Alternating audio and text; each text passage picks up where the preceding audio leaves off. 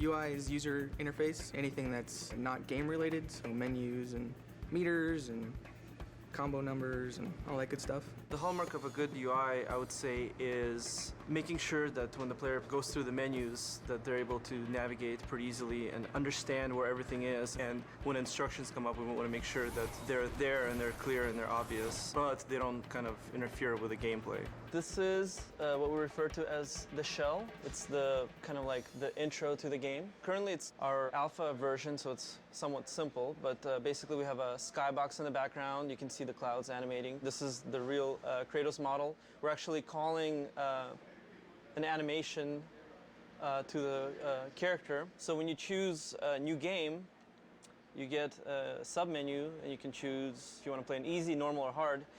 Very hard is locked out in the beginning. So you can see that when I choose a game, you'll see like the camera pan into Kratos' face and then a video starts up.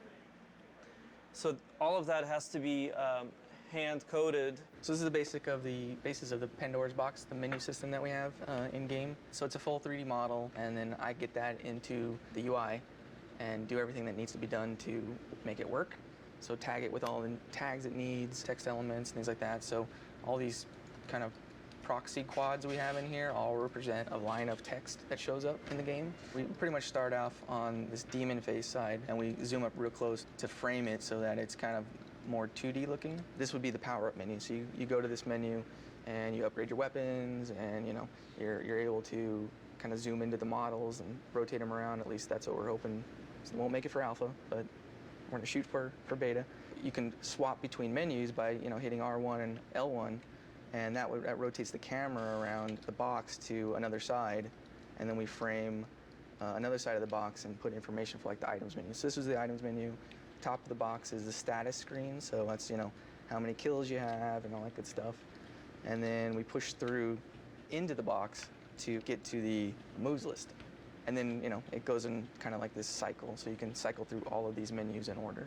So pretty much what you're seeing here is the Pandora's box, and then from here you go, you swap to other screens, and we have all these kind of cool little animations going on. And eventually inside of these screens there'll be much more ancillary animations and things going on. This time around, for God of War 3 anyways, we completely switched our system up.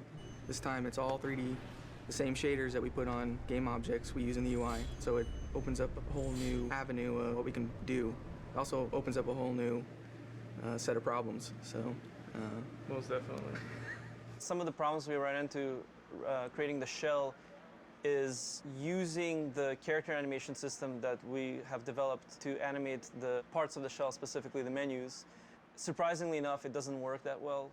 It works well for characters, but not well for the stuff that we need to do. So we had to add a lot of new tech to the system in order to get it working. Richard's pretty new to the UI. I mean, Richard's been here for a while at the studio, but he's just recently started helping me with the UI stuff, and so having him as a second set of eyes for this whole system has been really helpful. And he's a really technical guy, so has a good rapport with coders, so he can get more done than I can sometimes. Yeah, it's funny because Corey will go down there and he'll ask them to do something and they're like, no, and then, no, I'm just kidding.